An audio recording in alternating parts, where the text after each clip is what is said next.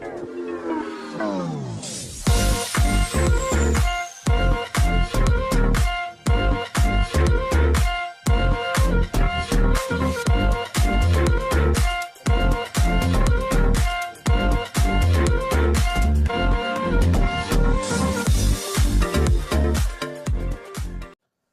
semua, salam sejahtera Malaysia. Selamat datang ke channel Fels Lifestyle. Tuan-tuan dan bapak semua, satu lagi tangkapan ataupun satu lagi pendedahan yang panas yang pasti buat ramai terkejut. Nah, saudara-saudara, tuan-tuan dan bapak, dalam satu pendedahan ini pula berkaitan dengan lombong emas tipu RM25 juta. Wow. Jadi saudara-saudara, ini satu pendedahan yang panas yang pasti mengejutkan ramai. Namun tuan-tuan dan bapak semua, sebelum ini setelah kita digemparkan dengan banyak sahaja pendedahan dari SPRM. Sebelum ini kita digemparkan dengan pendedahan SPRM berkaitan dengan RM2.3 bilion penyelewengan dana yang melibatkan ahli perniagaan yang bergelar Datuk. Yang bergelar Tan Sri. Dan sebelum ini kita juga mendengar satu lagi berita susulan, ini pula yang melibatkan anak bekas Perdana Menteri yang disiasat. Nah, yang terkini pula satu lagi isu panas yang pasti buat ramai panas telinga, berkaitan dengan lombong emas tipu RM25 juta. Datuk Loh Fui Ming direman SPRM, Taikun Balak Freddy Lim mahu rampas Bahvers Resources Berhad. Kisah tipu hasil lombong RM25 juta di Tawau adalah isu perang korporat antara Datuk Loh Fui Ming dan Taikun Balak Datuk Freddy Lim Nyuk Sang. 25 Mei, EGM singkir CEO. Tapi 18 Mei reman SPRM. Siapa tak kenal Taikun Kroni Datuk Freddy Lim Nyuk Sang.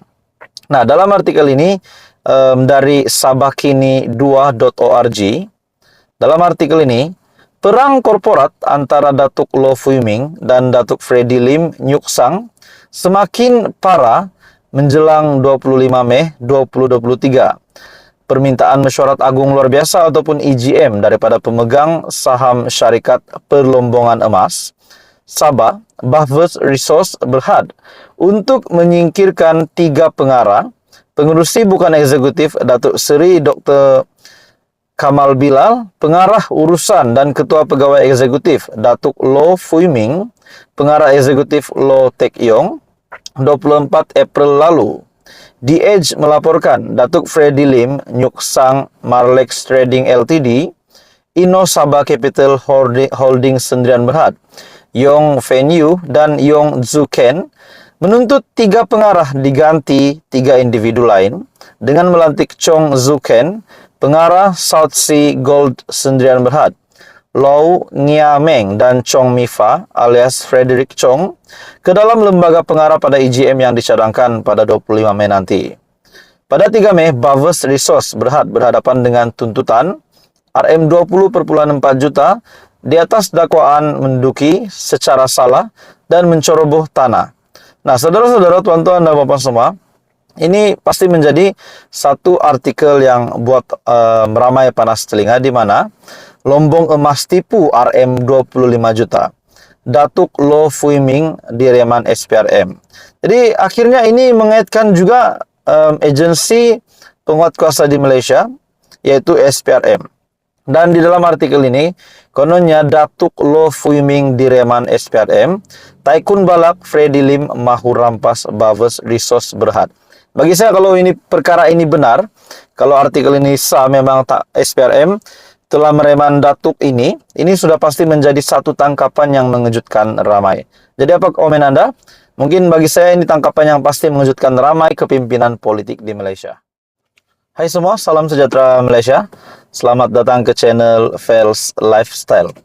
Tuan-tuan dan bapak semua yang saya amat hormati semua, setelah kita digemparkan baru-baru ini berkaitan dengan penyelewengan dana RM2.3 bilion yang mengaitkan bekas Menteri Kanan dan juga satu lagi nama Tan Sri. Hari ini pula ataupun yang terkini, Satu lagi pendedahan SPRM yang buat ramai panas telinga. Bagi saya ini sudah pasti kepada penama-penama yang disebutkan di dalam laporan ini. Dalam satu artikel mengesahkan SPRM, siasat anak bekas Perdana Menteri berhubung aktiviti perniagaan. Dalam satu laporan, SPRM dilaporkan telah memanggil anak kepada seorang bekas PM bagi membantu satu lagi siasatan berhubung aktiviti perniagaan. Memetik sumber yang rapat dengan siasatan itu, Akbar Desta melaporkan individu itu disoal siasat selama beberapa jam. Bila kita mendengar ataupun bila saya melihat artikel ini, sebelum ini satu artikel mengesahkan Tan Sri yang terlibat dengan siasatan ini, dan 3 anak bekas PM itu pula yang disebut adalah dalam artikel ini menurut ataupun pada 2016 di mana Panama Papers merujuk kepada kebocoran besar sebanyak 11,5 juta dokumen yang didedahkan, dan ini juga mengaitkan nama 3 anak bekas Perdana Menteri, yaitu bekas Perdana Menteri Najib Razak, bekas Perdana Menteri Muhyiddin Yassin, dan bekas Perdana Menteri Tun Dr. Mahathir. Dalam artikel ini, Panama Papers merujuk kepada kebocoran besar sebanyak 11,5 juta dokumen yang didedahkan daripada firma Guaman yang berpangkalan di Panama pada 2016. Ia mendedahkan bagaimana ahli politik, bintang sukan, dan penjenayah terkemuka menyembunyikan kekayaan mereka menggunakan tempat perlindungan cukai luar pesisir. Dan pada ketika itu, Malaysia kini telah melaporkan bahawa anak bekas PM, Najib Razak, yang sedang meringkuk di penjara, Muhammad Nazifuddin, Muhammad Najib adalah antara mereka yang dinamakan. Turut dinamakan ialah Fakri, anak sulung bekas Perdana Menteri Muhyiddin Yassin, serta Mirzan, anak sulung bekas Perdana Menteri Dr. Mahathir Mohamad. Persoalannya, walaupun ini adalah laporan ini pada 2016 melalui Panama Papers yang merujuk kepada kebocoran 11,5 juta dokumen yang didedahkan daripada firma Guaman yang berpangkalan di Panama pada 2016. Akhirnya pada ketika itu Malaysia kini melaporkan bahawa 3 anak bekas PM, yaitu Najib Razak, anaknya yaitu Nazifuddin, meringkuk di penjara pada ketika itu, juga dinamakan, dan 2 lagi anak bekas PM, Muhyiddin Yassin dan Tun Dr. Mahathir Mohamad, juga dinamakan.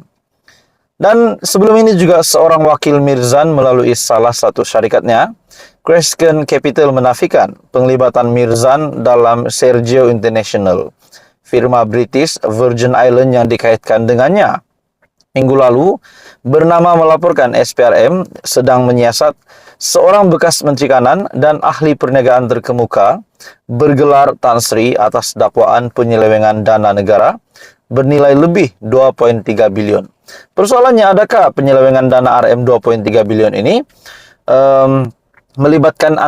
melibatkan antara ketiga anak bekas PM ini, ataupun oleh kerana di dalam artikel berkaitan dengan penyelewengan dana 2,3 bilion yang melibatkan nama Tan Sri yang bergelar Tan Sri, ahli perniagaan yang bergelar Tan Sri, mungkinkah itu juga Muhyiddin Yassin? Nah, itu menjadi persoalannya. Jadi saudara-saudara, tuan-tuan dan puan semua, apa komen Anda? Adakah ini satu lagi kejutan besar kepada 3 anak bekas PM ini? Teruskan bersama di dalam channel ini untuk info yang seterusnya. Jangan lupa tekan butang like, share, dan subscribe.